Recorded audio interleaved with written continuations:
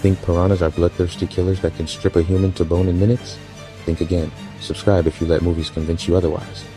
These South American fish are actually quite timid. Most piranha attacks on humans, they're defending their nests during breeding season. In reality, piranhas are mostly scavengers and plant eaters.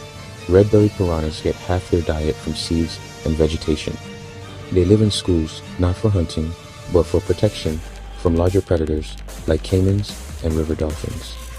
Here's the wildest part. Piranhas have been around for 25 million years, and some species can actually bark like dogs when caught. So, next time you hear piranha horror stories, remember, they're more afraid of you than you are of them. Make sure to subscribe for more.